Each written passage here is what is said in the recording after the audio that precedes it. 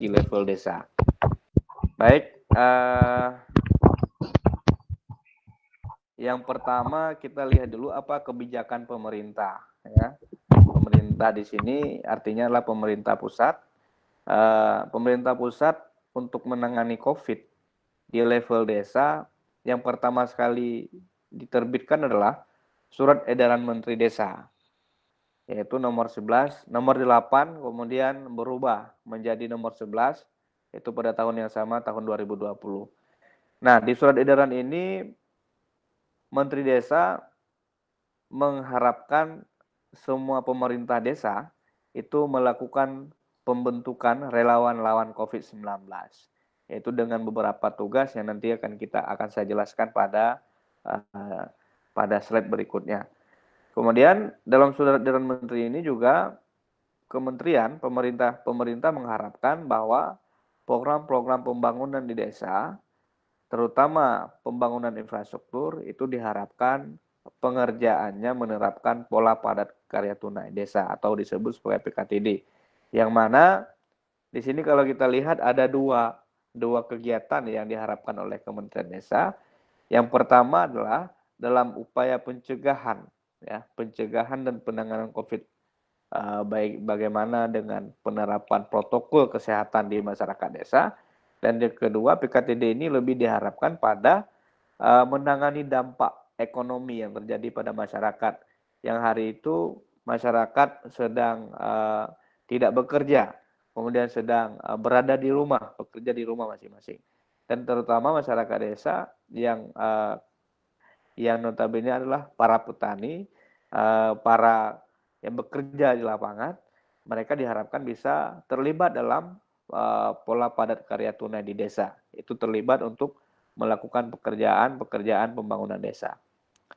Nah, kemudian setelah surat edaran menteri ini, muncul lagi surat peraturan Menteri Desa nomor 6 tahun 2020 yang lebih menguatkan lagi posisi, dia mengatur tentang prioritas penggunaan dana desa. Sebetulnya prioritas penggunaan dana desa itu sudah diatur lewat peraturan menteri yang sebelumnya tahun 2019. Nah, kemudian karena melihat kondisi Indonesia dan juga dunia mengalami fenomena virus corona ini, maka prioritas penggunaan desanya lebih diarahkan pada di sini saya mengutip tiga kegiatan, yaitu untuk membiayai operasional relawan desa lawan COVID, dan juga untuk penyaluran BLT serta pelaksanaan PKTD di tingkat desa. Nah, kemudian ada satu peraturan lagi, kebijakan lagi, yaitu Perpu nomor 1 tahun 2020, yang mana Perpu ini ya terlepas dari polemik yang terjadi, yang mengatakan bahwa Perpu ini sebagai peraturan yang menjadi baju besi bagi pemerintah untuk penanganan COVID. Namun kalau kita lihat di level desa, peraturan ini juga mengarahkan bahwa dana desa itu bisa digunakan untuk penyaluran BLT di tingkat desa, dan kemudian juga untuk kegiatan-kegiatan dalam upaya pencegahan dan penanganan COVID di desa. Nah, ini ada 3 kebijakan pemerintah dan juga ditambah dengan kebijakan pemerintah daerah. Ya, ada Pergub, kemudian ada Perbub, setiap bupati dan wali kota, peraturan bupati dan peraturan wali kota itu juga mengatur secara teknis, terutama dalam hal dengan prioritas penggunaan dana desa. Nah, bahkan ada kabupaten yang mematokkan, yaitu mengalokasikan, wajib desa mengalokasikan misalnya 50 juta untuk kegiatan relawan COVID-19 misalnya. Nah, ini juga terjadi beberapa, terutama di provinsi Aceh. Misalnya di PD. Di PD melalui peraturan bupati, dia menerapkan setiap desa wajib mengalokasikan dana desa sebesar minimal 50 juta untuk kegiatan operasional relawan desa lawan COVID-19. Kemudian setelah kebijakan desa ke pemerintah, kita juga lihat apa peran pemerintah desa. Nah, pemerintah desa di sini tentu memiliki peran yang signifikan. Kalau kita lihat secara geografis, desa itu memiliki masyarakat yang paling banyak itu berada di desa. Nah, makanya pemerintah desa ini sebagai ujung tombak dalam penanganan COVID-19, terutama penanganan secara protokol kesehatan dan juga secara dampak ekonomi. Nah, bagaimana tidak dengan ada beberapa bantuan, kadang-kadang pemerintah di level provinsi dan di level pusat itu tidak mampu mengakses ataupun tidak mampu menyisir semua masyarakat yang ada di desa. Nah, yang sisa ini masyarakat-masyarakat yang tidak menerima bantuan ini bisa ditangani oleh desa lewat BLT Dana Desa. Nah, pemerintah desa lebih konkretnya di sini adalah membentuk relawan desa lawan COVID-19. Tujuannya untuk apa? Yaitu untuk mendorong terciptanya tata kelola desa serta memastikan langkah-langkah pencegahan dan penanganan COVID-19 di desa berjalan secara efektif. Nah, keterlibatan relawan desa lawan COVID ini bukan hanya aparatur desa, tapi juga ada mitra-mitra seperti Babinsa, Babin Kamtibmas, pendamping desa, bidan desa, dan berbagai macam stakeholder yang lainnya. Kemudian relawan desa ini langsung dipimpin oleh KESI, kalau bahasa di Aceh, kalau bahasa nasional itu adalah kepala desa. Langsung diketuai oleh kepala desa dan wakilnya adalah ketua Tuhaput Gampung. Itu kalau lokal Aceh, sedangkan di nasional disebut sebagai Badan Permusyawaratan Desa. Nah, pengurusnya terdiri dari aparatur desa. Ada KAUR, kemudian ada KASI, kemudian juga dari unsur TPG, Tuhaput Gampung atau BPD. Kemudian juga berbagai unsur stakeholder lainnya yang memiliki keterkaitan tugas dan kewenangan di masing-masing desa seperti Karang Taruna, pendamping desa, kemudian bidan desa, Babin Kaptimas, Babinsa, dan berbagai tokoh masyarakat lainnya. Ini terlibat dalam relawan desa lawan COVID-19 ini seperti gugus tugas yang khusus menangani berbagai macam penanganan dan pencegahan COVID-19 di level desa. Kemudian, salah satu kekuatan yang dimiliki desa di era dana desa adalah adanya alokasi dana desa yang bisa digunakan untuk berbagai macam kegiatan pembangunan di desa. Dalam hal penanganan COVID, pemerintah sudah mengeluarkan kebijakan bahwa dana desa itu minimal bisa digunakan untuk 3 hal. Yang pertama adalah untuk membiayai operasional relawan desa lawan COVID-19. Itu yang pertama. Yang kedua, dana desa juga bisa digunakan untuk penyaluran bantuan langsung tunai ke desa yang belum menerima bantuan-bantuan dari pemerintah lainnya. Ya, walaupun ini BLT ini melalui proses yang sangat panjang, polemik dinamika yang sangat panjang, sehingga pemerintah menetapkan bahwa dana desa ini bisa digunakan untuk penyaluran BLT. Walaupun nantinya ketika diberikan izin dan diberikan kegunaan dana desa ini untuk BLT, para pemerintah desa juga mengalami dinamika yang cukup besar. Saya yakin nanti Pak Rizky bisa menjelaskan bagaimana kondisi di desa masing-masing. Dan yang ketiga adalah dana desa ini untuk kegiatan PKTD. Apa PKTD nanti kita akan lihat, kita saksikan sama-sama. Nah, yang pertama sekali saya ingin tidak terlepas dari 3 hal ini menjelaskan bahwa yang pertama sekali adalah relawan desa lawan COVID-19. Nah, ini merupakan relawan desa ini merupakan arahan dari Kementerian Desa. Nah, di sini sudah teman-teman bisa melihat, Bapak Ibu semua bisa melihat apa saja siapa saja yang terlibat di sana. Di sini ada ketua kepala desa, wakil ketua BPD, ya, kemudian ada anggota, ada perangkat desa, anggota BPD, kemudian ketua RT RW. Kalau di Aceh disebut sebagai ule jurung, kemudian ada kepala dusun, ya, kemudian ada tokoh adat, ada bidan desa, ada pendamping yang seluruhnya bertugas di desa, baik pendamping desa, pendamping pertanian dan segala macam, Karang Taruna dan berbagai macam. Dan mitranya adalah Babin Kamtibmas, Babinsa, dan pendamping desa di tingkat kecamatan. Ya. Nah, kemudian apa tugasnya? Tugas relawan desa ini saya pikir cukup banyak sekali dan memiliki tugas yang sangat strategis di desa. Kita lihat yang pertama tugasnya adalah menyiapkan posko relawan. Nah, di sini saya lihat di beberapa desa itu sudah terbentuk relawan desa lawan COVID ini dengan adanya SK dari kepala desa. Nah, sehingga posko relawan desa ini biasanya berkantor bersamaan dengan kantor KESI. Nah, fokusnya ada di sana. Kemudian apa tugas lainnya? Yaitu memberikan edukasi dan sosialisasi, pencegahan dan penanganan COVID-19.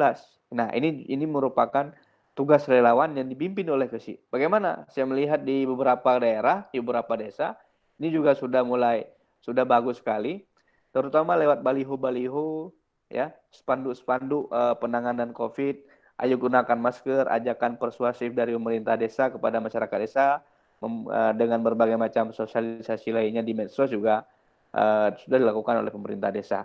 Kemudian penyemprotan desinfektan dan penyediaan tempat cuci tangan dengan sabun. Dan ini juga tugas dari relawan, ya.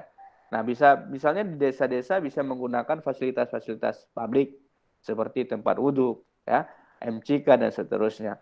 Kemudian penyiapan tempat khusus penanganan. Nah, maksudnya adalah ada beberapa ODP yang nantinya bisa dilakukan diberikan tempat untuk sosialisasi mandiri, dan itu biasanya disediakan oleh desa. Yang kemudian di sini juga tugasnya adalah membuat pos jaga gerbang desa dan memastikan tidak ada kerumunan warga. Nah, ini juga merupakan bagian dari tugas. Nah, kalau kita lihat di Aceh, ya, ketika akhir Maret, ya, akhir Maret kemarin, itu pemerintah desa dan masyarakat desa sangat antusias, ya. Bahkan ada desa-desa yang semuanya dipagari ataupun diberikan portal agar tidak bisa lalu lalang warga seenaknya.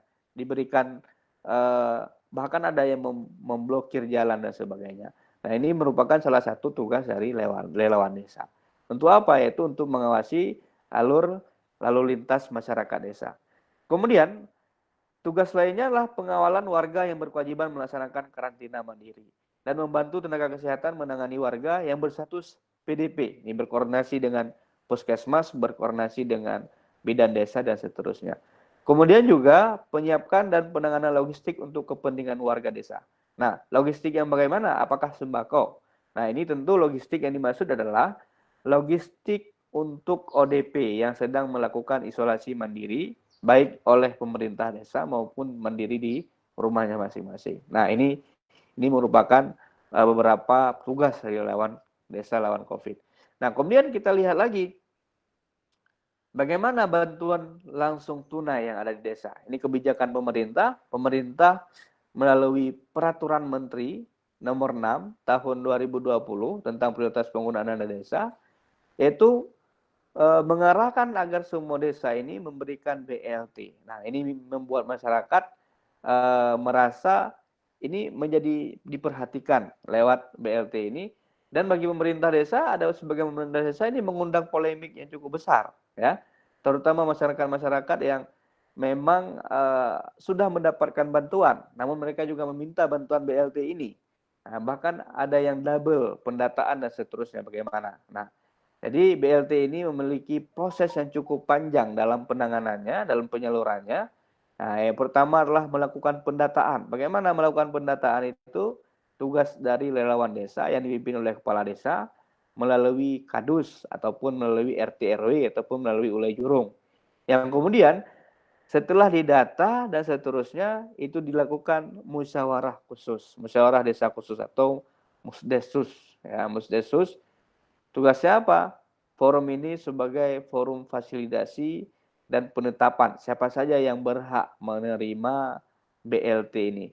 Siapa yang berhak menerima? Yang berhak menerima BLT ini adalah masyarakat miskin yang tidak menerima PKH, yang tidak menerima BNPT, yang tidak menerima BSD dan berbagai macam bantuan lainnya. Nah, ini juga memiliki proses yang cukup panjang untuk menentukan siapa yang paling tepat untuk penerima BLT ini.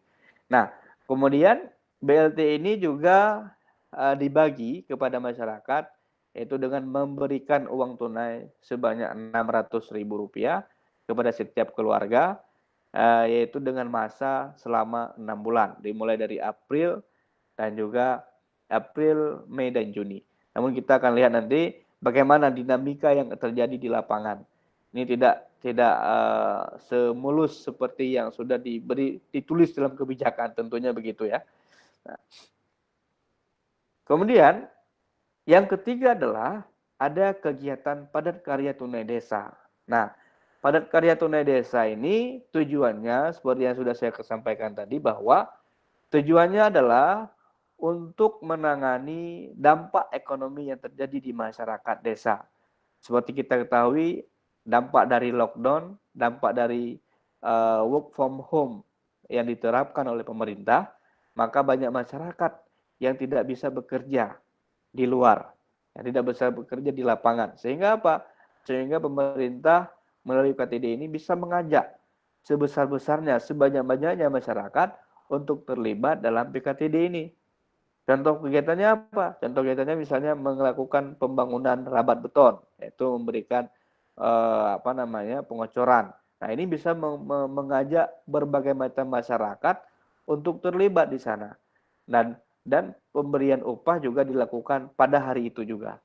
Nah, itu PKTD ini adalah salah satunya yang menjadi ciri khas PKTD ini, dia menggunakan sumber daya lokal, yaitu yang terdiri dari masyarakat desa. Semua masyarakat desa terlibat dalam kegiatan swakelola pembangunan desa ini. Nah, nanti kita bisa diskusi. Nah, kemudian saya melihat ada dinamika di desa. Apa dinamikanya?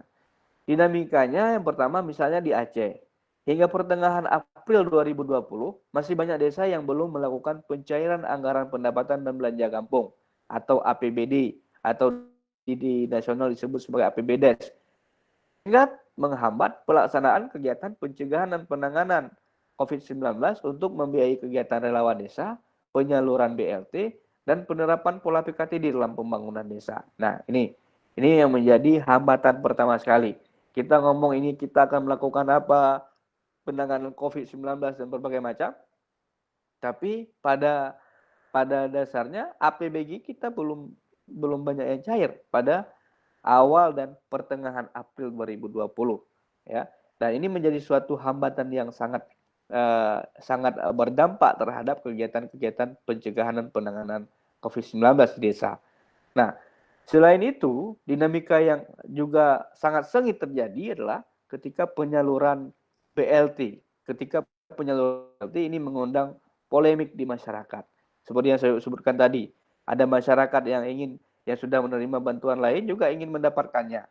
Ada masyarakat yang double menerima bantuan dan berbagai macam dinamika yang dihadapi oleh Pak Gesi, oleh kepala desa. Nanti kita bisa sharing dengan Pak Gesi lain yang sudah berada di sini.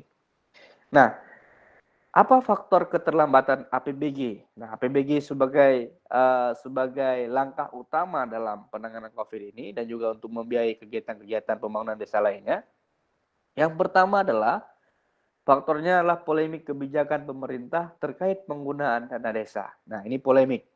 Masyarakat menginginkan adanya anggaran untuk sembako, tapi pemerintah juga sangat berlarut-larut dalam mengeluarkan kebijakan, dan bahkan prioritas penggunaan dana desa itu baru dikeluarkannya itulah April baru kemarin, Maret baru kemarin.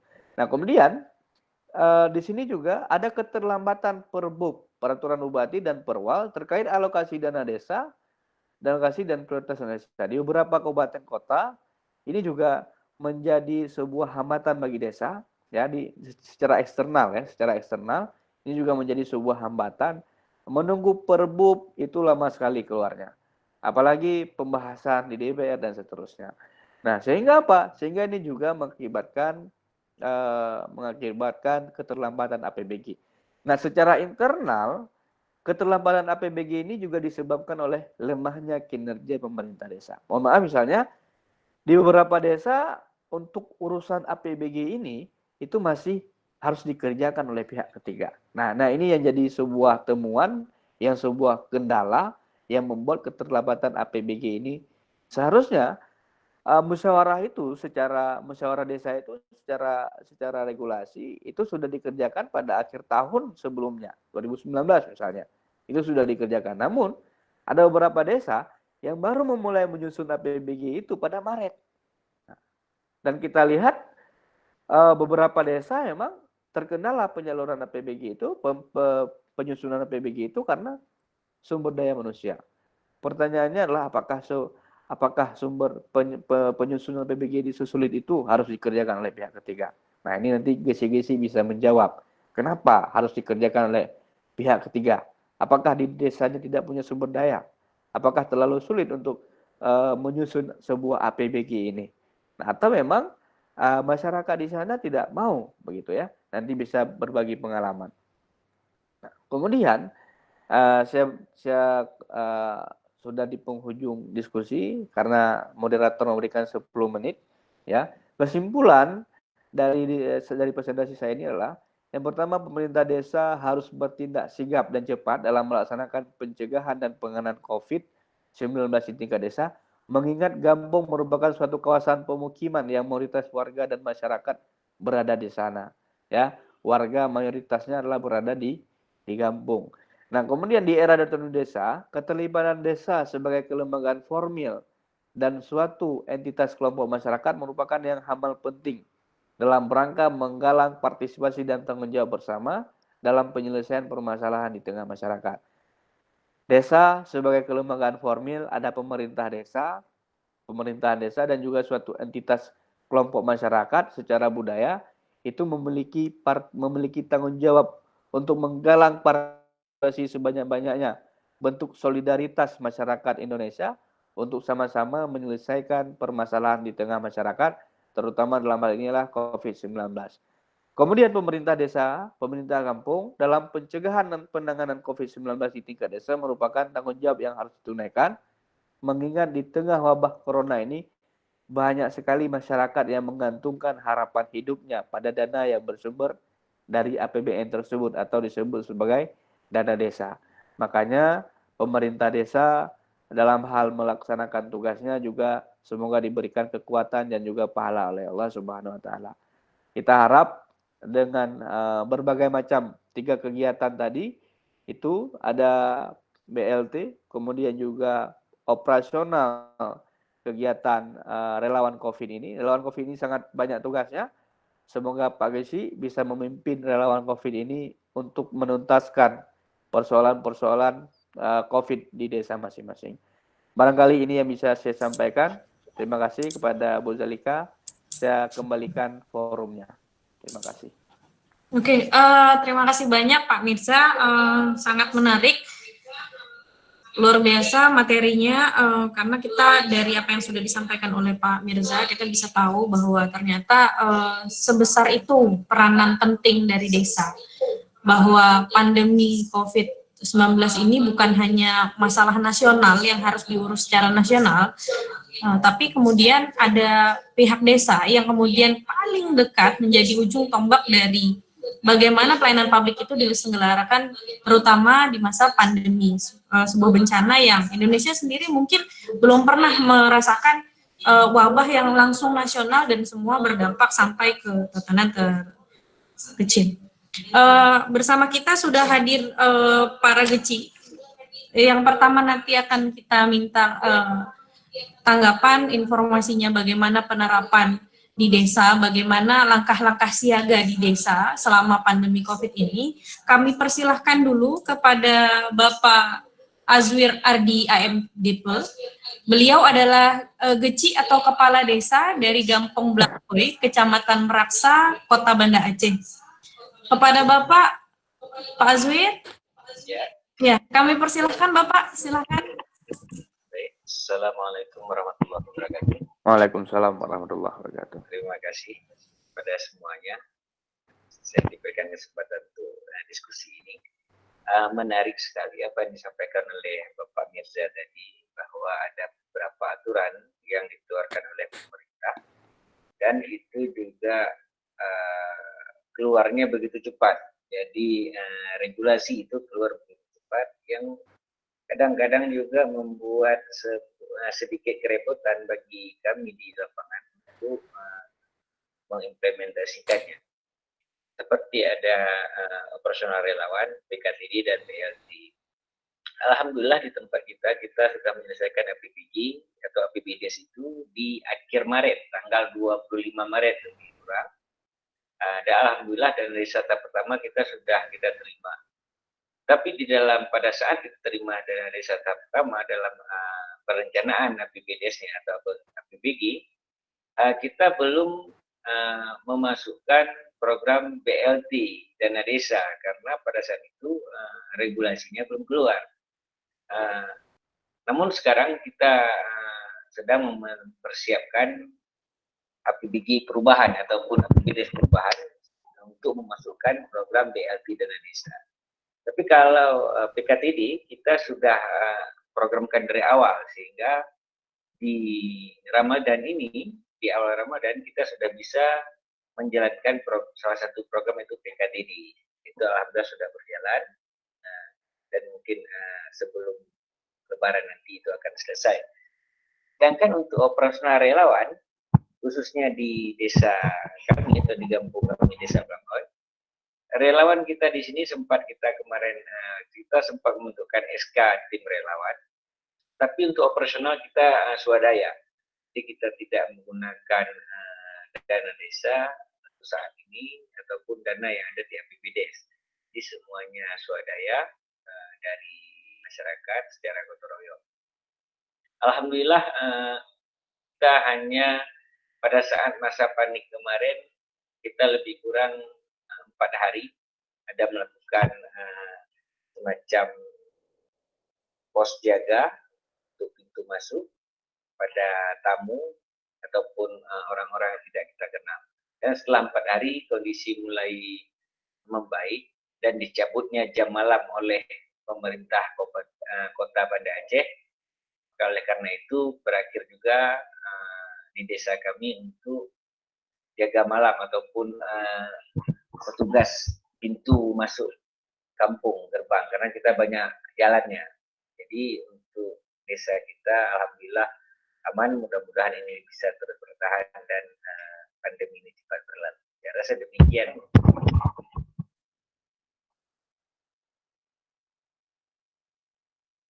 Oke, terima kasih kepada Pak Azwir. Berarti seperti itu penerapan yang ada di Gampung ya, menyikapi pandemi. Salah satunya dilakukan dengan adanya kegiatan swadaya dan pemberlakuan pos jaga. Seiring dengan adanya kebijakan pemerintah kota yang memberlakukan jam malam, ya Pak, kurang lebih selama 1 atau 2 minggu. Iya, betul. Terima kasih banyak Pak Azwir. Kepada Bapak Ibu peserta diskusi hari ini, mohon izin untuk mengingatkan bahwa Bapak Ibu mohon menuliskan nama dan asal instansi di kolom chat untuk memudahkan kami melakukan pendataan yang hadir pada hari ini. Selanjutnya kita minta informasi atau tanggapan.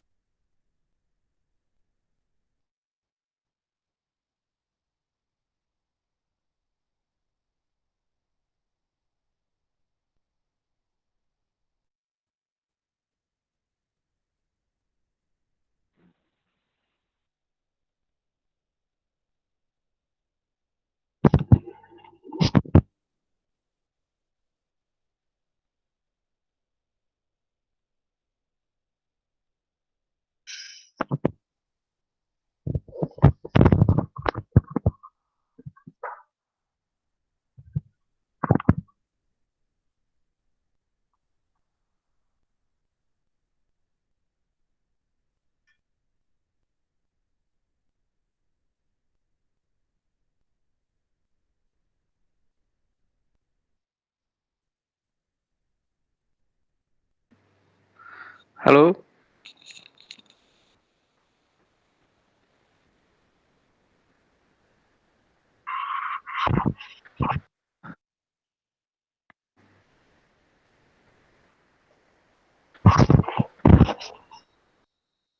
Sepertinya ada gangguan jaringan. Ya, ada gangguan jaringan, Mbak Azwir. Silakan, Mbak Azwir. Suara pun tidak kedengaran gitu. Oh ya ya. Oke, selamat pagi Pak Hadafi. Halo Pak Hadafi. Belum bergabung. Pak Sudah nampaknya, sudah Om Davi ini ada. ada? Oke, kita minta tanggapan Pak Hadafi jika sudah tidak ada kendala. Itu mikrofonnya belum diaktifkan Pak Davi. Iya. Pak Hadafi, mikrofonnya mohon untuk diaktifkan, jangan di-mute.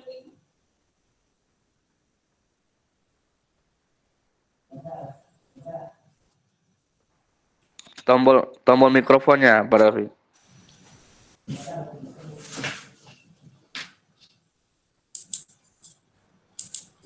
Halo, Ya ya.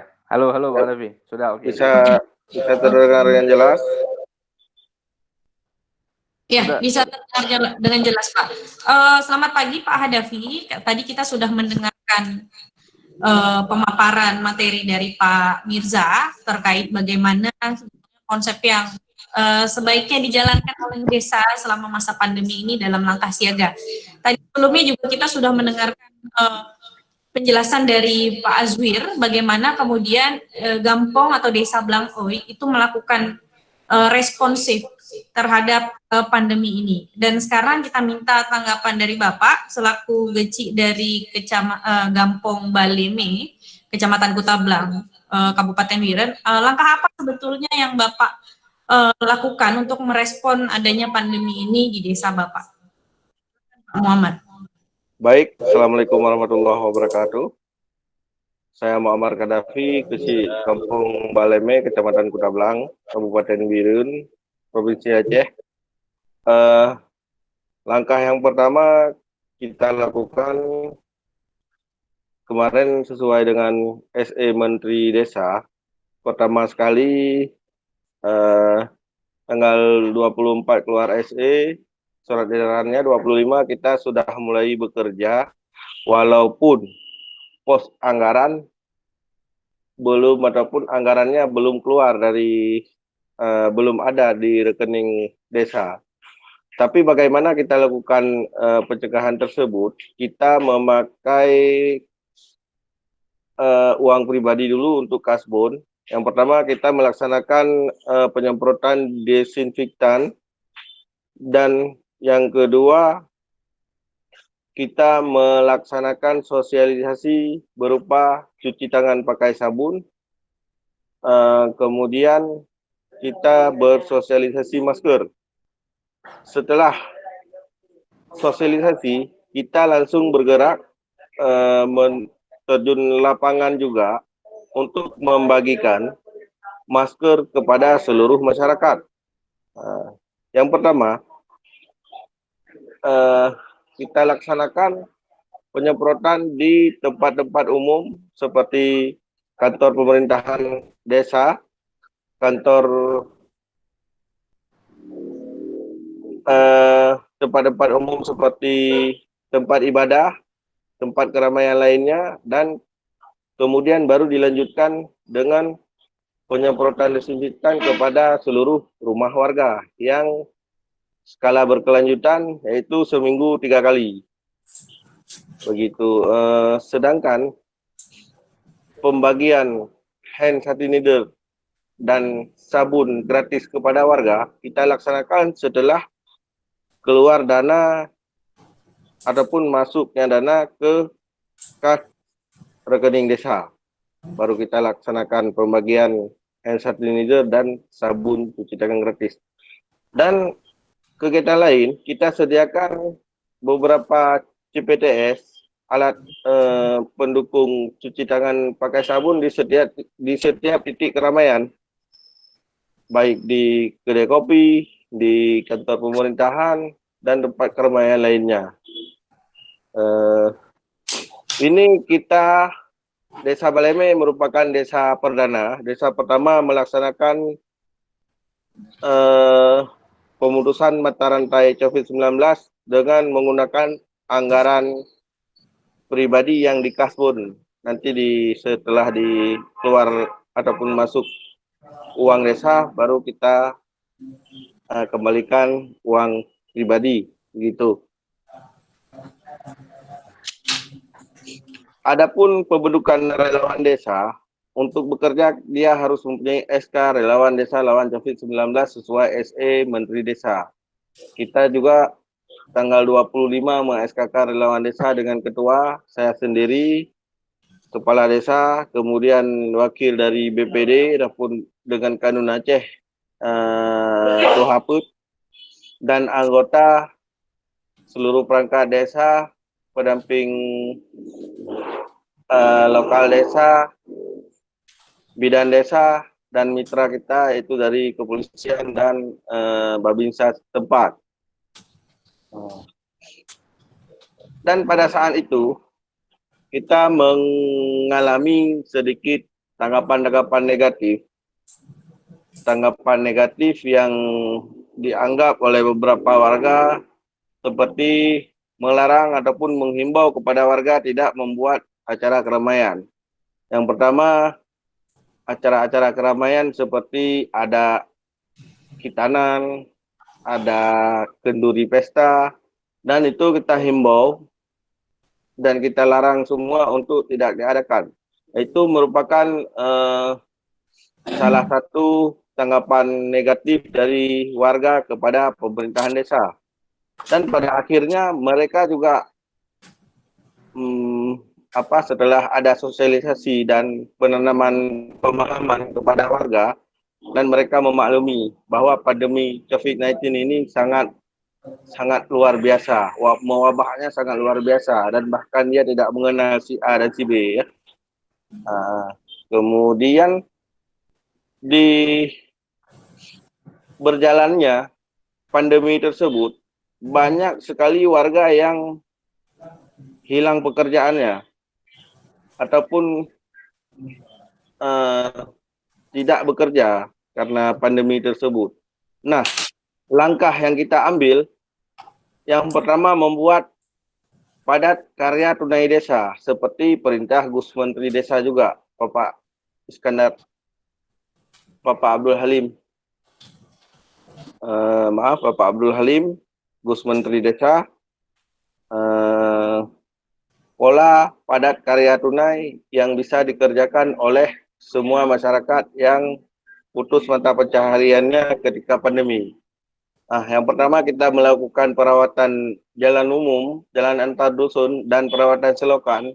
Kemudian kita lanjutkan dengan pembangunan saluran pembuang, ataupun biasa dikatakan dengan drainase. Dan kemudian kita melaksanakan rehab saluran pembuang dan kegiatan-kegiatan lainnya yang termasuk ke dalam pola padat karya tunai desa, yaitu untuk mengurangi angka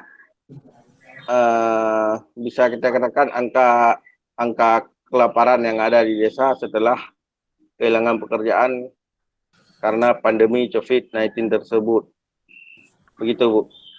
Oke, terima kasih banyak Pak Hadafi. Ini ada hal yang sedikit berbeda lagi, tapi ada dua hal yang menurut saya agak sama, bahwa akhirnya dua desa ini sama-sama menggunakan dana pribadi. Cuma mungkin yang nanti akan dikonfirmasi adalah Pak Azwin, apakah di sana modelnya kasbon? Karena kalau di Baleme ini kasbon, jadi dana pribadi yang kemudian nanti dicatat gitu ya Pak Hadafi, ketika dana sudah ada kemudian dikembalikan. Oke, terima kasih banyak Pak Davi. Sebelum kita minta tanggapan dari Geci yang ketiga, itu Bapak, tidak bosan saya ingatkan untuk Bapak Ibu, jangan lupa untuk menuliskan nama dan asal instansi di kolom chat. Dan kemudian apabila Bapak Ibu ingin bertanya, silahkan tuliskan pertanyaan dan kepada siapa, nanti akan kami arahkan untuk dijawab oleh para narasumber kita hari ini. Selanjutnya kita akan persilahkan kepada Bapak Munawir. Halo Bapak. Selamat pagi Bapak Munirwan. Selamat pagi Pak Munirwan. Apakah sudah bisa bergabung Bapak Munirwan? Zalika, itu sudah Pak Munirwan, Oh, cuma oke. fokus Padi Aceh.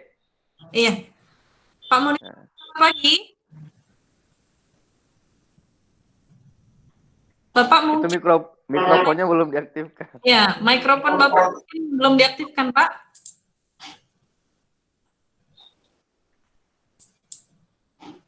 Halo. Pak Munirwan, bisa dibantu untuk mengaktifkan suaranya?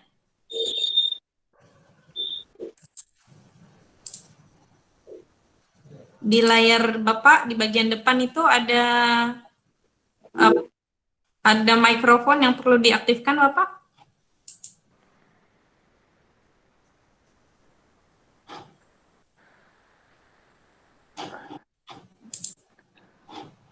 Halo?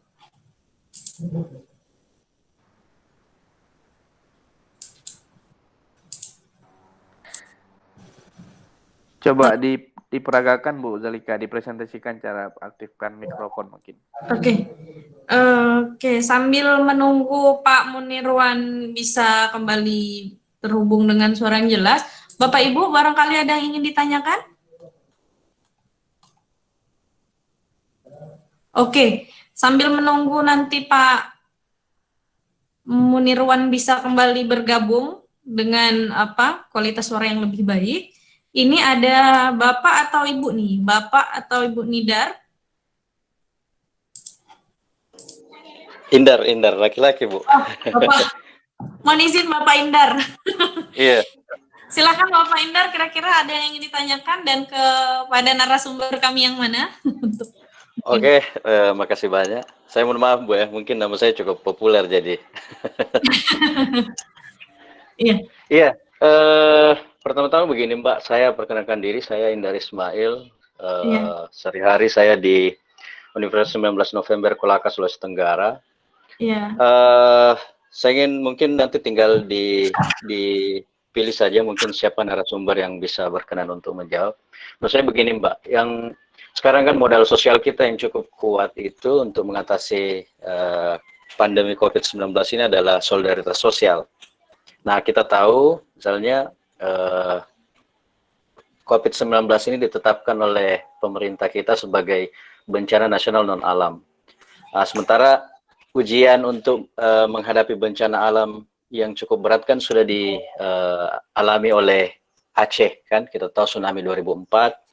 Kemudian sekarang lagi, meskipun mungkin kondisinya sekarang agak berbeda, tapi kan sama-sama bencana. Nah, maksud saya, pertanyaan saya sederhana saja, bagaimana pemerintah daerah atau pemerintah desa, katakanlah begitu, merespon solidaritas masyarakat di bawah ini yang cukup katakanlah cukup bagus, tinggal mungkin diatur sedemikian rupa sehingga misalnya dari masyarakat, ada masyarakat kita yang punya kelebihan dana, katakanlah begitu, kemudian coba diatur, pemerintah menyiapkan data sasaran masyarakat yang terdampak, pemerintah desa misalnya berbasis RT, RW atau dusun, kemudian itu yang didistribusikan. Jadi di antara masyarakat itu saling membantu. Nah, saya lihat yang belum diisi oleh pemerintah kita selama ini. Jadi seolah-olah sumber dana itu semuanya dari pusat yang diturunkan sampai ke tingkat desa dan itu yang kemudian dibagikan oleh masyarakat. Terima kasih Ibu atas kesempatannya. Oke, terima kasih Bapak Indar Ismail. Aduh, ini menarik sekali. Sebelum pertanyaan Bapak jawab, mohon izin jika Pak Munirwan sudah bisa bergabung, kita akan mendengarkan tanggapan beliau. Satu lagi informasi dari Pak Munirwan. Nampaknya sudah.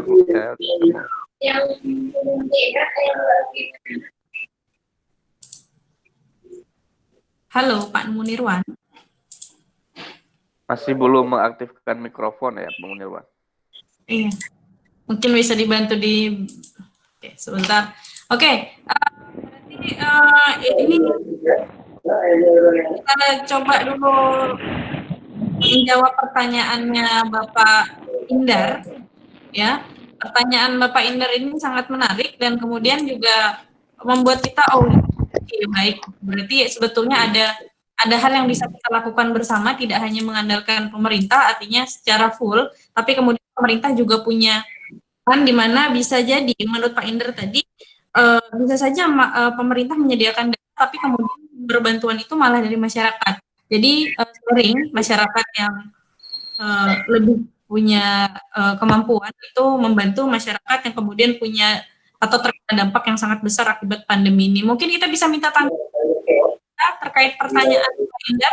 Silahkan Pak Mirza. Ya, baik. Terima kasih Pak Indar. Ini menarik sekali dari Sulawesi Utara ya. Sulawesi Iya, dari apa? Kolaka. Ya. Nah, kita tahu Aceh sudah mengalami berbagai macam tantangan, terutama dalam menghadapi bencana. Namun, pada kondisi COVID-19 ini nampaknya ada yang berbeda di Aceh. Saya tidak melihat secara khusus di desa-desa, namun saya lihat secara Acehnya secara keseluruhan. Meskipun ada beberapa kelompok masyarakat, memang di Aceh ini kalau misalnya solidaritas dan modal sosial itu cukup tinggi, benar seperti yang disampaikan Pak Endar tadi. Namun ini lebih kepada kelompok ya, kepada kelompok masyarakat dan jarang sekali ada koordinasi dengan pemerintah. Ini yang menjadi loss di kita. Harusnya itu dilakukan ya, dilakukan bersama-sama dengan pemerintah. Misalnya pemerintah memiliki data, katakanlah data terpadu, misalnya data terpadu kesejahteraan sosial seperti itu di TKS, ataupun data siapa yang memiliki kriteria yang paling rentan yang harus segera dibantu. Nah, ini yang sebenarnya harus ada kolaborasi antara masyarakat, kemudian pemerintah, bahkan bukan hanya masyarakat dan pemerintah, juga swasta. Nah, begitu. Nah, namun di Aceh kalau kita lihat, saya lihat sendiri, itu pergerakan melakukan solidaritas itulah per kelompok. Misalnya ada beberapa ormas, katakanlah seperti KNPI, kemudian ada kelompok-kelompok anak-anak muda, kelompok-kelompok masjid, remaja masjid dan seterusnya, itu melakukan kegiatan penggalangan dana, melakukan kegiatan pemberian APD kepada perawat dan seterusnya, itu dilakukan berdasarkan kelompok. Nah, sasarannya seperti apa? Sasarannya ditentukan oleh kelompok masing-masing. Nah, namun pada prinsipnya mental, modal sosial, solidaritas sosial ini sudah terbangun di masyarakat, terutama dalam menangani dan menangani berbagai macam bencana-bencana sosial. Nah, namun sayangnya memang belum terkoordinasi dengan baik antara pemerintah dengan kelompok masyarakat ini, belum terkoordinasi dengan baik, sehingga bisa jadi ada tumpang tindih bantuan yang disalurkan, dan juga ada sebagian besar dan sebagian kecil masyarakat yang sama sekali tidak mendapatkan bantuan. Nah, ini yang kita khawatirkan. Nah, memang koordinasi komunikasi antar stakeholder, pemerintah, masyarakat, dan juga bahkan bisa swasta ini sangat penting ya, begitu. Mungkin itu Bu Zalika. Ini Pak Besi sudah aktif ya. Iya, terima kasih. Nanti mungkin akan kita bisa sambung lagi terkait ini. Satu hal yang menarik bahwa modal sosial itu jadi hal penting sebetulnya dengan asas yang kita terbiasa dengan konsep gotong royong. Sebetulnya pandemi ini pun konsep itu bisa dipakai kembali seperti itu. Sebelum kita minta tanggapan Bapak Gaci yang lainnya, ini sudah hadir, alhamdulillah bersama kita, Bapak Munirwan. Pagi, Oke. Pak, sedikit tadi Pak Mirza sudah menyampaikan konsep COVID dengan cukup ringkas tapi jelas, dan kemudian tadi sudah ada Pak Azwir yang menjelaskan bagaimana antisipasi masyarakat di Gampong Blangoi, dan kemudian juga ada Pak Hadafi juga menjelaskan bagaimana langkah yang diambil oleh Pak Hadafi untuk menangani COVID di Gampong Baleme. Sekarang kita minta informasi dari Bapak Munirwan, silakan berbagi informasi pada kami, langkah-langkah apa saja Pak yang Bapak ambil selama pandemi ini di Gampong Bapak. Ya, baiklah, terima kasih Bu Dalika. Assalamualaikum warahmatullahi wabarakatuh. Saya Tungku Munirwan, Gusti Gampong Menasah Raya, Kecamatan Nisam, Kabupaten Aceh Utara. Alhamdulillah, dalam rangka mengantisipasi pencegahan penyebaran virus COVID-19 ini, kami di Desa Menasaraya ada beberapa yang kami laksanakan, termasuk salah satunya yaitu dalam penanggulangan BLT yang mungkin insya Allah kami akan menyalurkannya besok, karena hari ini baru dibaginya yang punya dari Kemensos. Namun jauh sebelumnya, dalam rangka pencegahan penyebaran COVID-19 ini, kami di Desa Menasaraya hanya mengambil satu moto aja, Bu. Dari kita untuk kita, dari desa untuk bangsa dan negara. Oke. Jadi jauh sebelumnya, mungkin kalau seandainya kami mengatakan pun dari setelah keluarnya SE dari Menteri Desa, kami langsung bergerak, Bu. Langsung bergerak, kalau nggak salah di tanggal 22 Maret, kami sudah menetapkan dengan musyawarah desa dalam rangka pencegahan ini. Kalau berbicara kepada anggaran, memang kami juga belum punya anggaran karena baru 3 hari yang lalu baru pencairan. Namun yang kami lakukan di Menasaraya, penyemprotan memang kami anggarkan terus dilaksanakan dengan cashbone-nya 1 bulan 4 kali. Dari pertama itu, kemudian kami juga mengaktifkan siaga, dan siaga yang kami aktifkan sebelum diterapkannya siaga oleh pemerintah Aceh. Tapi Desa Menasaraya sudah menerapkan desa siaga kesehatan dengan tim tim relawan COVID-19 dari tanggal 22 sampai malam megang kemarin. Nah, di 22 Maret. Jauh sebelum sebelum adanya aturan bersama dari pemerintah Aceh. Kemudian kalau dalam segi yang lain, mungkin yang sangat-sangat menjadi sesuatu beban juga. Ya, tapi beban sosial juga ya, itulah yang namanya BLT. Ini memang satu kendala yang sangat parah. Ya. Karena saya lihat di aturan BLT ini, apalagi kami ini merupakan pemerintahan yang paling terkecil ya di semua pemerintahan di negara ini, kan kami yang paling kecil nih. Kami terakhir yang namun kami langsung berhadapan dengan personal masyarakatnya. Jadi aturan-aturan yang memang ada di yang telah diberlakukan di negara ini, jadi imbasnya pasti ke kami yang di desa. Contoh misalnya kami bilang ini PKH yang mendatanya dinas sosial, tim-tim TTSK. Namun di saat penyalurannya, kesalahan dalam penyaluran oleh negara, yang disalahkannya kami pangisi. Makanya di Menasaraya, khususnya di Menasaraya, setelah aturan dalam BLT ini dikeluarkan oleh kementerian, kami mengambil sikap dana BLT ini tidak boleh dibagi sama, tapi harus dirasakan bersama. Kenapa? Kalau memang dibagi sama, ya kita salah. Nah, salah dengan undang-undang. Tapi kalau dirasakan bersama, berarti teknik dan caranya itu ada di kita bersama. Jadi desa saya khususnya ini dalam perihal pembagiannya ya dirasakan bersama dengan mungkin aturan-aturan yang kami buat di desa kami sendiri sesuai dengan Musdestus. Jadi yang memang sesuai seperti kriteria itu mereka itu akan mendapatkan full, dan yang lain daripadanya berarti dengan sistem sosial yang kami tanamkan kepada masyarakat, mereka itu akan mendapat bantuan tipe B. Tipe B berarti ya 1:2. Nah, tapi mereka itu dengan hasil musyawarah, dan karena lebih saya ini mengedepankan memang aturan kita patuh kepada aturan negara, tetapi kita di desa punya kanun hak kewenangan lokal desa.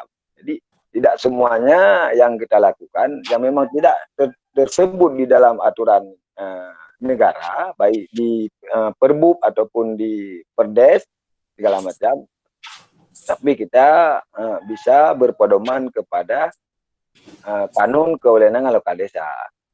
Jadi kami pun di Menasaraya, mungkin ini bukan hal yang baru, karena sebelum adanya COVID-19 bergerak sudah, namun dengan adanya COVID-19, kami ada namanya Jamkesdes, Jaminan Kesehatan Warga.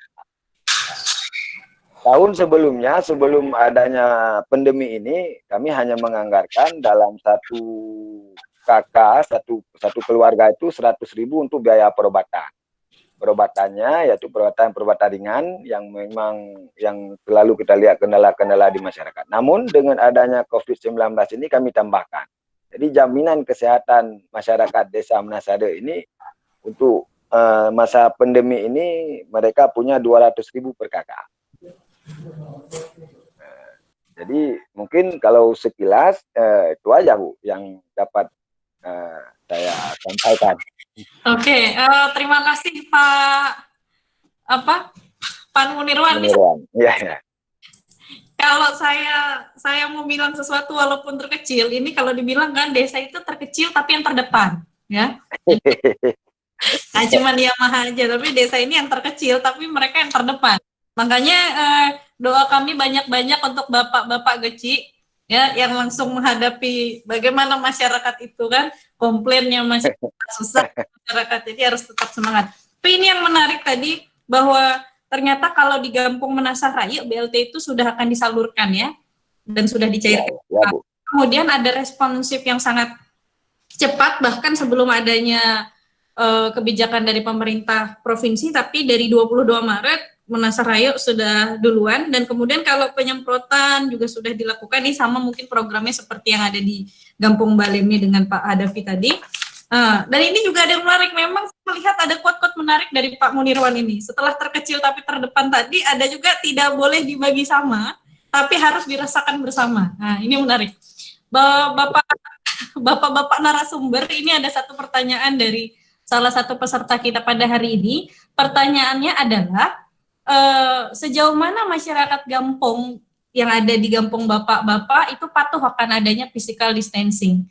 Itu pertanyaan pertama. Yang kedua, bagaimana penyaluran BLT? Apakah hanya yang terdampak atau diberikan kepada semua yang terdampak dengan kriteria tertentu? Mungkin saya persilahkan dulu untuk menjawab kepada Bapak Azwir ya Pak. Izin Pak Azwir, boleh pertama kali memberikan tanggapan? Terima kasih menarik apa yang disampaikan oleh Haji Munirwan tadi. Bisa menjadi sebuah pembelajaran bagi kita semua, dan itu bisa berjalan di desa yang lain. Persoalan di khususnya di desa Peraksa Kota kita ini sedang posisi untuk menentukan penerima BLT dana desa. Dari kemarin kita mulai, hari ini insya Allah kita akan lanjut lagi setelah sholat zuhur. Kebetulan di Blangau ini ada jumlah kakak lebih kurang 800 kakak dengan jumlah jiwa 2.500 jiwa. Dan itu cukup memakan energi dan waktu untuk kita verifikasi ulang datanya.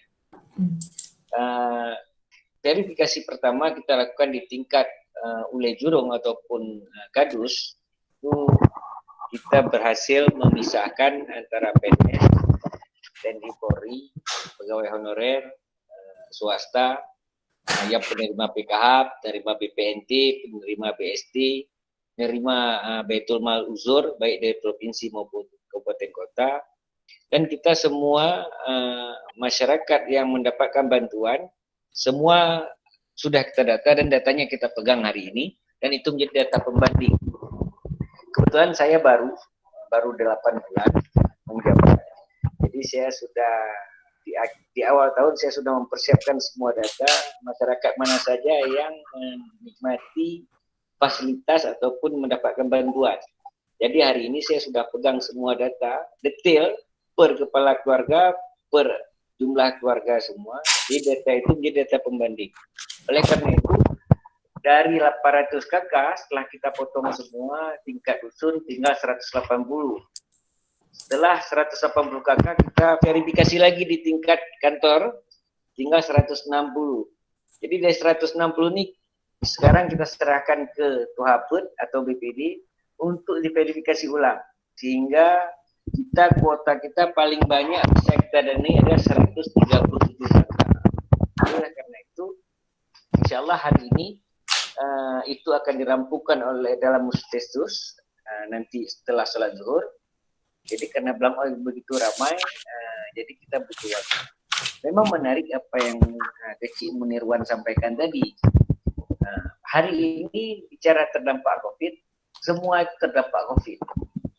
Semua level masyarakat terdampak COVID, termasuk PNS, termasuk TNI Polri juga terdampak COVID.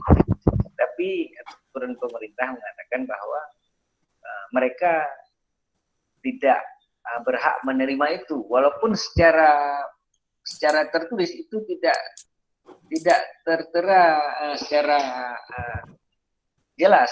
Karena kalau saya melihat penerima BLT dana desa itu kriterianya cuma satu, yaitu kakak miskin. Kakak miskin yang kakak miskin itu punya sub bidang lagi, sub lagi turunannya. Jadi ketentuannya jelas, kakak miskin yang tidak menerima PKH, BPNT, BST, prakerja, ataupun bantuan pemerintah lainnya. Setelah itu kakak miskin yang kehilangan mata pencaharian ataupun PHK. Setelah itu kakak miskin, jadi tetap kriterianya kakak miskin, tapi kakak miskin yang punya anggota keluarga yang sakit menahun, kakak miskin yang terdaftar dalam DTKS, Terpadu Kesejahteraan Sosial. Kalau istilah saya di Blangoi ini OML, orang miskin lama. Dan habis itu kakak miskin yang belum terdaftar dalam DTKS atau orang miskin baru, OMB. Jadi ada dua versi orang miskin. Ada orang miskin lama, itu DTKS, dia belum dapat bantuan apapun, dan ada orang miskin baru. Jadi ini yang memang menjadi fokus kita. Kebetulan di Blangoi mungkin Pak Kecik yang pernah ke Banda Aceh, mungkin pernah ke Raker, itu Grand Permata Hati, Pak Kecik, Tengku Munirwan, Pak Muhammad Gaddafi, mungkin di Blangoi itu ada Hotel Permata Hati. Hari ini Hotel Permata Hati itu off, tutup, hotel itu tutup karena pandemi COVID. Tapi kami tidak bisa memasukkan pemilik Hotel Permata Hati itu sebagai orang yang kehilangan mata pencaharian. Walaupun pada akhirnya sudah 2 bulan ini mereka tidak operasional. Jadi semua di PHK.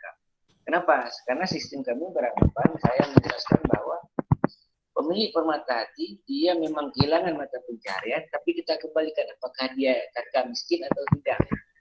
Jadi dia menurut kami belum masuk ke dalam golongan OMB, orang miskin baru, karena asetnya masih banyak. Dia masih bisa bertahan hidup hingga akhir tahun. Jadi mungkin kami punya dua istilah, OML dan OMB. Saya rasa demikian. Ya, siap. Terima kasih banyak, ini menarik Pak. Memang kayaknya Geci-Geci Diajen ini punya beberapa istilah yang lebih gampang kita ingat.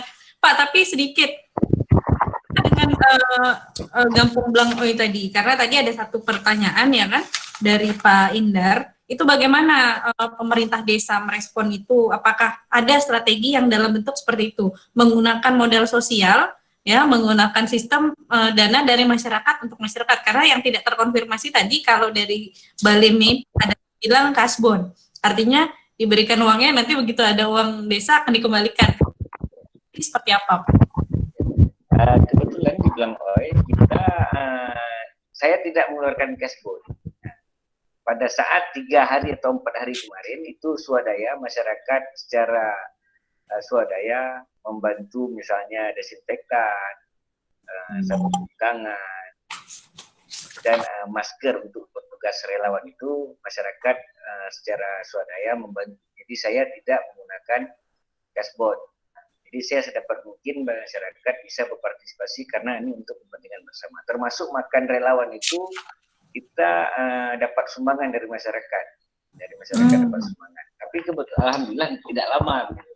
Hanya 4 hari gitu. Tapi kalau sempat sebulan kan juga kita harus antisipasi, tapi alhamdulillah cuma 4 hari karena kita memahami himbauan pemerintah adalah di rumah saja itu kan, dan dilarang keluar bagi yang tidak berkepentingan.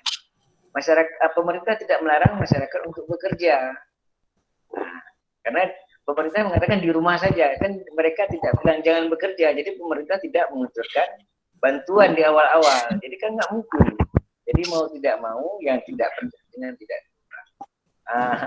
Memang belajar dari kejadian tsunami ini sebenarnya berbeda, seperti Pak Mirza katakan tadi, berbeda. Kalau tsunami itu jelas, senasib seperanggungan itu jelas karena semua hilang. Kalau ini kan tidak. Gitu. Yang punya tabungan kita berharap bisa membantu tenaga. Saya rasa demikian. Terima kasih banyak Pak Azwir. Selanjutnya kita minta tanggapan dari Bapak Hadafi. Pak Hadafi masih bergabung? Ya, Bu. Oke. Masih. Bagaimana Pak? Pak Hadafi, ini ada pertanyaan, itu beberapa yang harus kita konfirmasi.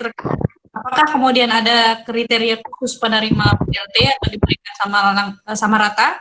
Dan bagaimana masyarakat Gampung Balemi menanggapi adanya himbauan untuk physical distancing? Siap, Bu. Yang pertama kita jawab dulu tentang physical distancing, yaitu pembatasan. Pertama sekali kita menghadapi kepada ataupun masyarakat yang jualan, khususnya warung kopi. Nah, pertama ketika pembatasan tersebut kopi harus dikantongkan, tidak bisa diminum di tempat, itu satu masalah. Karena masyarakat itu ke kedai kopi bukan untuk beli kopi kantong, tapi untuk duduk, nongkrong, dan diskusi. Di Aceh itu paling banyak kedai kopi, tempat diskusinya orang Aceh. Yang pertama, di saat pemilik warung, kita himbau untuk tidak menjual di tempat ataupun harus dikantongkan, itu adalah masalah besar. Bisa kita katakan dapurnya kita hantam, orang pasti semua marah karena tidak bisa makan. Nah, dalam hal tersebut, bagaimana kita bersama lawan COVID-19 menyampaikan kepada pemilik warung, bagaimana pendekatan yang harus kita lakukan. Nah, di situ adalah mengeluarkan energi ataupun sifat-sifat yang harus tegas dan merendah kepada masyarakat kita. Yang pertama. Yang kedua mengenai BLT. BLT merupakan program pemerintah ataupun perintah Menteri Desa juga untuk membantu masyarakat melalui bantuan langsung tunai ya. Setelah BST, bantuan sosial tunai yang posnya dari Kemensos melalui Dinsos Kabupaten yang disalurkan melalui pos. Itu kami sudah melaksanakan musyawarah desa khusus, musdesus, sudah berapa hari, dan insya Allah BLT besok kita salurkan. Dan untuk kriteria penerima kita tidak menggunakan angan-angan ataupun menggunakan gertak-gertakan yang dilakukan oleh warga. Kita tetap mempunyai prinsip selaku pimpinan desa harus tegas dan patuh kepada aturan yang telah ditetapkan. Kita keluarkan PNS, pensiunan, veteran, PKH, BNPT, dan bantuan pemerintah lainnya, baru kita bagikan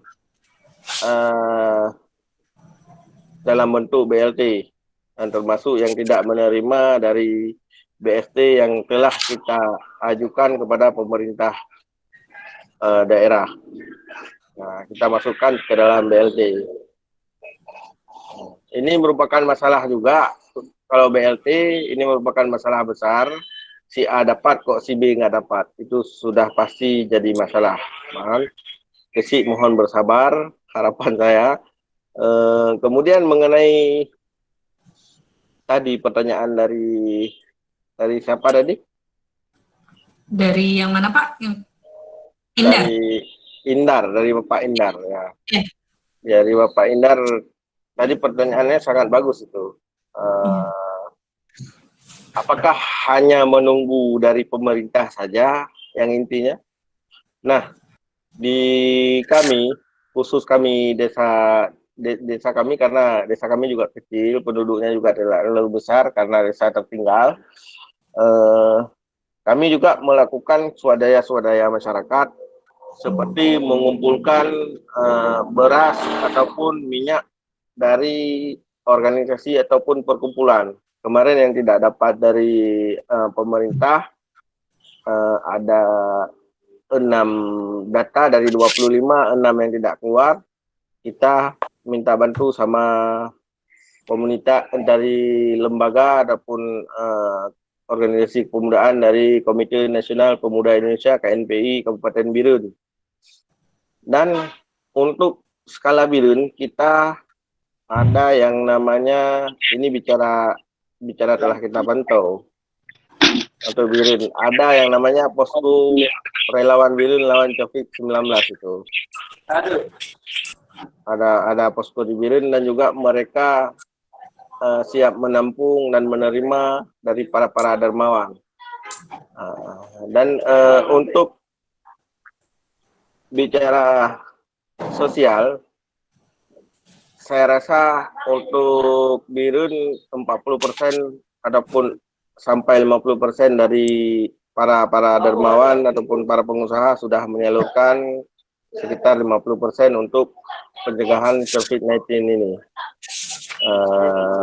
Begitu Ibu dan Bapak Indar yang tadi menanyakan bagaimana swadaya masyarakat. Oke. Terima kasih banyak Pak David. Nah, saya akan kembali lagi ke Pak Munirwan.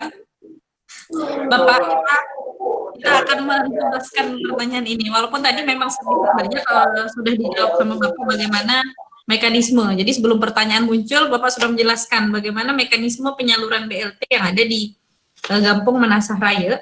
Cuma yang perlu dikonfirmasi kembali bagaimana kemudian masyarakat, bagaimana kemudian masyarakat menanggapi atau bersikap terhadap himbauan physical distancing itu sendiri di Menasah Raya. Silakan Bapak.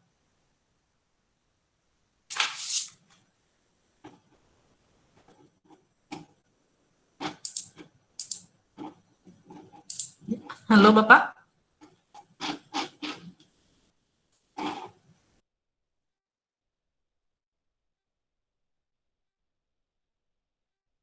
Ya.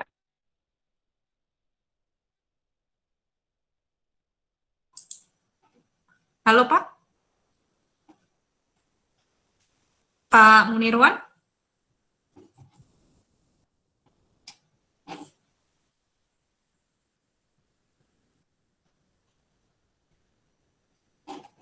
Oke, sepertinya ada sedikit kendala. Dalam perihal pembatasan jelas Bu, kita bergerak bertahap dulu. Jadi bertahap yang kita bergerak itu dari ya halo. Ya silakan Bapak.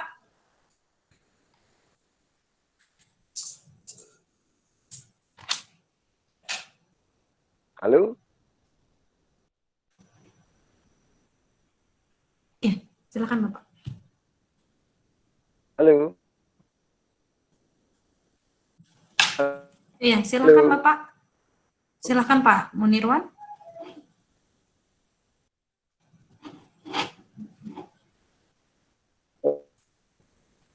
Ya, halo.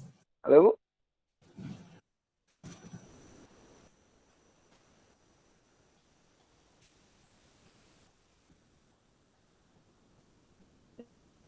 Ya. Halo.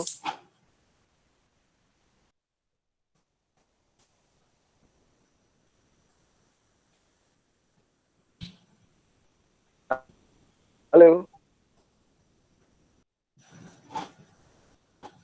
Halo? Ya, silakan Pak. Oke. Halo? Ya, silakan Pak. Ya, Bu.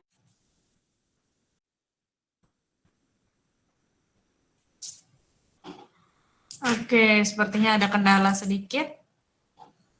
Eh, Mungkin sambil menunggu jaringan akan kembali lagi, kita minta share lagi Pak Mirza untuk merespon ini semua, karena tadi ada beberapa eh, pertanyaan, dua yang belum kita jawab terkait pertanyaan terakhir, bagaimana tentang respon.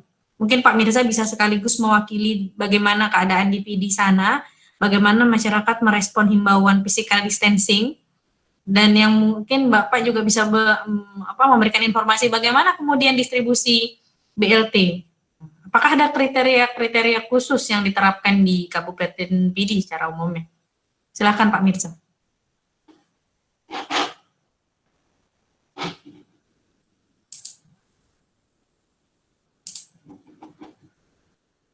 Mikrofonnya Pak Mirza bisa diaktifkan?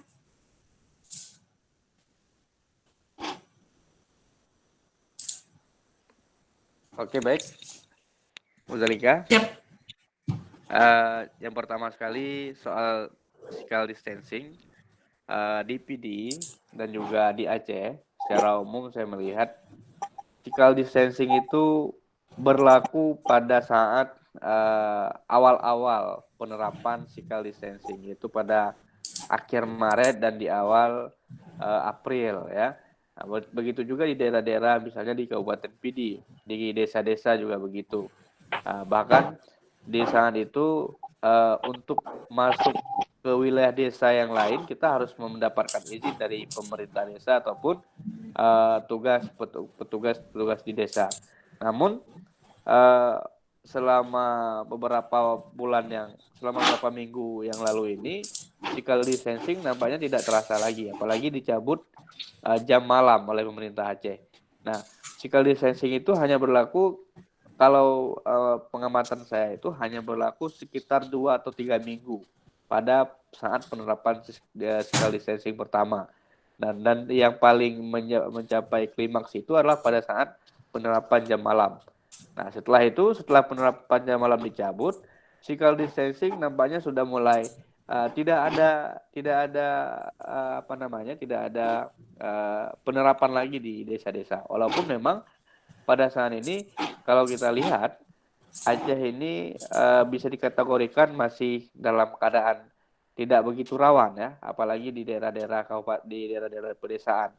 Hal yang berbeda mungkin di Kota Banda Aceh. Nah, ini agak sedikit was-was karena memang kebanyakan interaksi mobilitas masyarakat di sana lebih tinggi ketimbang di desa-desa.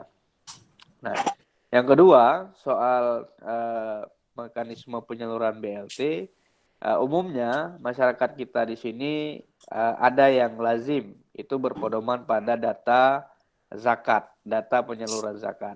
Di beberapa desa, misalnya di Kabupaten Pidi, Paragesi, itu berpedoman pada data zakat. Siapa yang berhak menerima zakat, maka mereka yang akan mendapatkan BLT. Namun, lagi-lagi seperti kriteria dari Kemendes, itu juga mengeluarkan, yaitu PNS dikeluarkan dari data tersebut.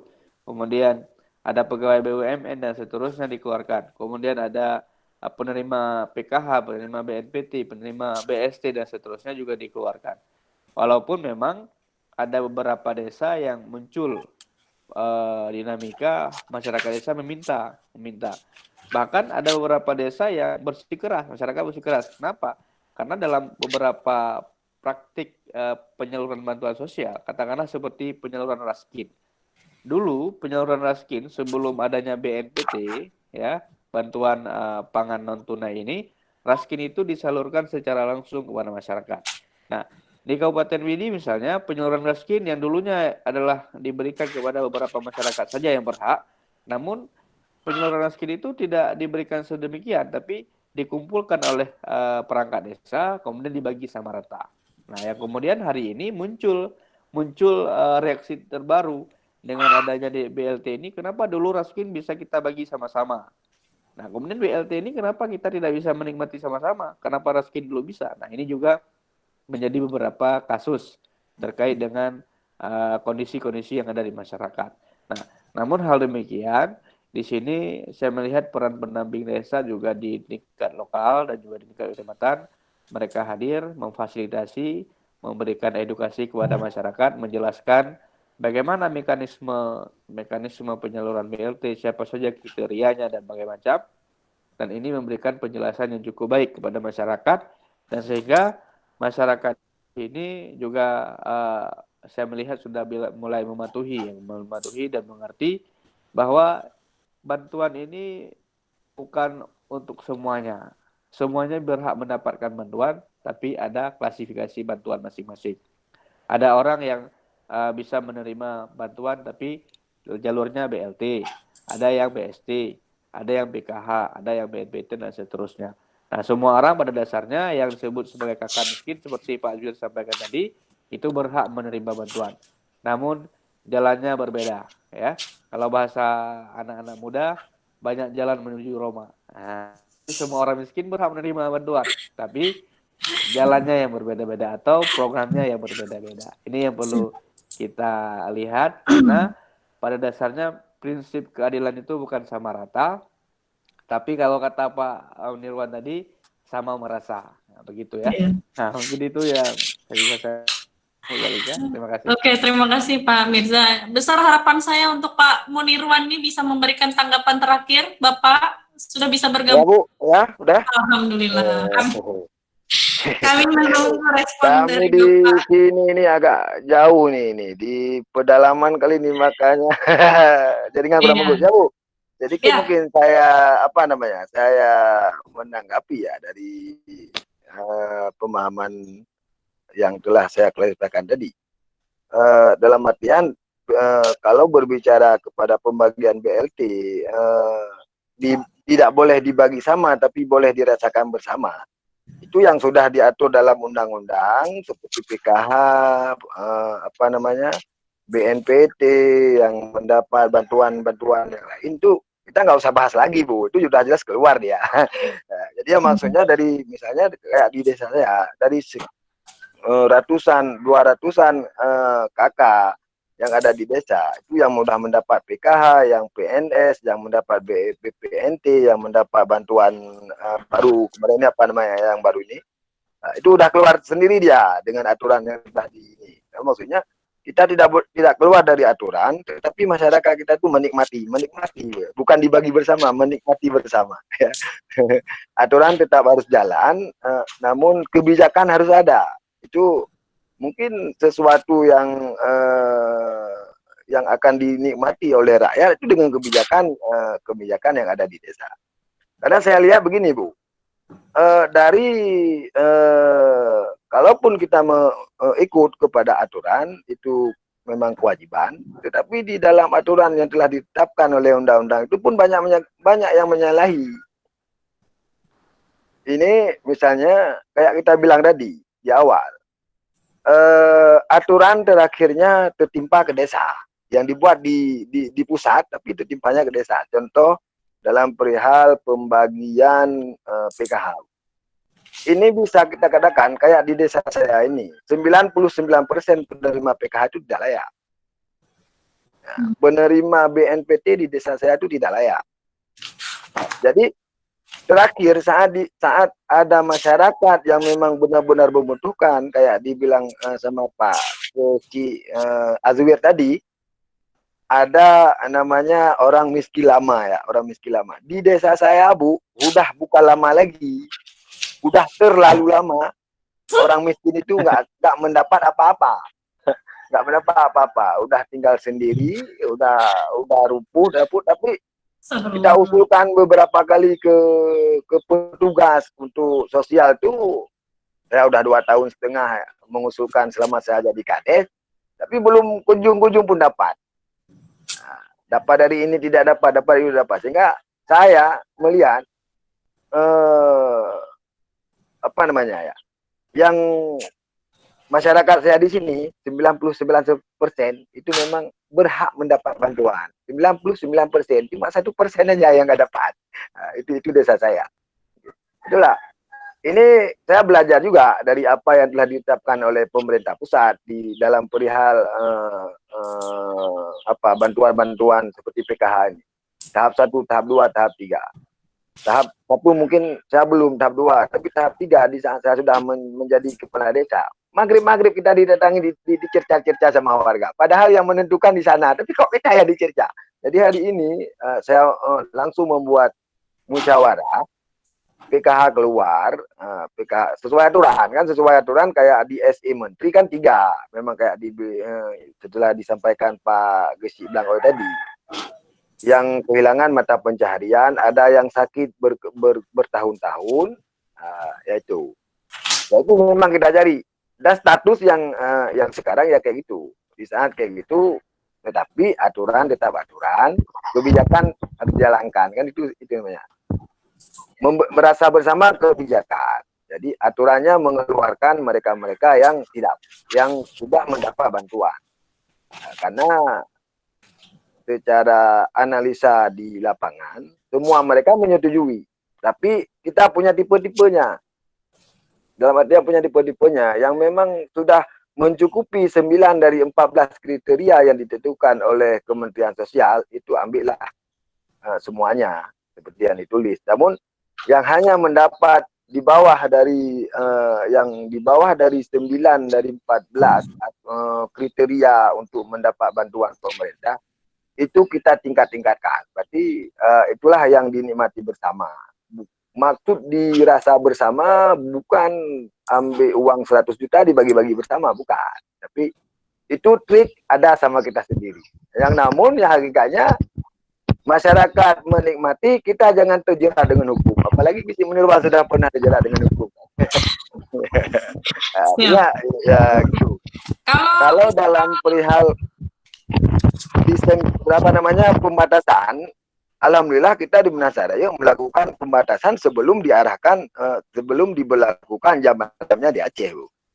Namun masyarakat kita menerima, dalam artian menerima ya dengan kita membuat pembatasan, kita buat siaga malam 24 jam, itu yang dilakukan secara sosial oleh pemuda-pemuda kampung.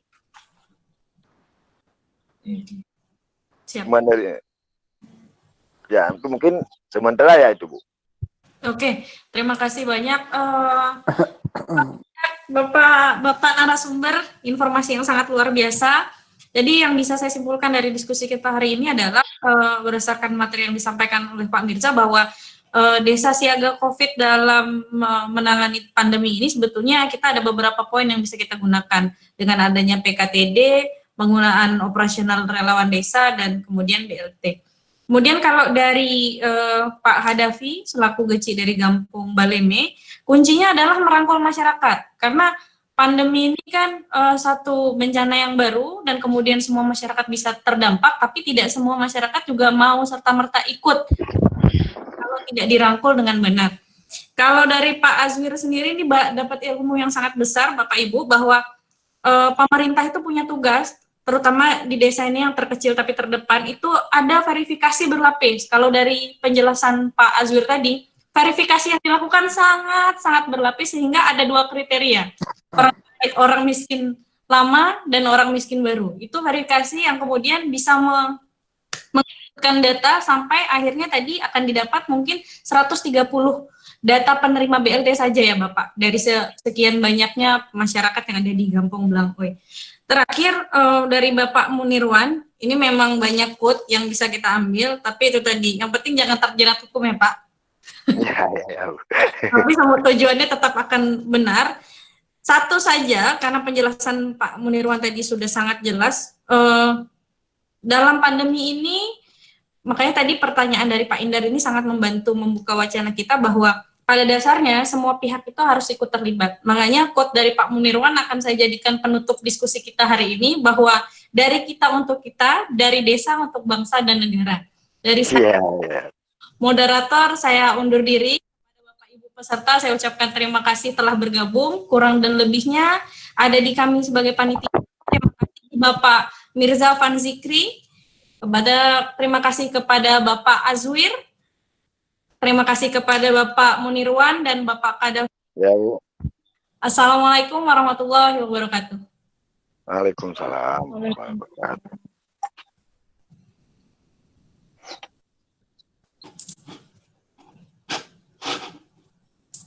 Waalaikumsalam.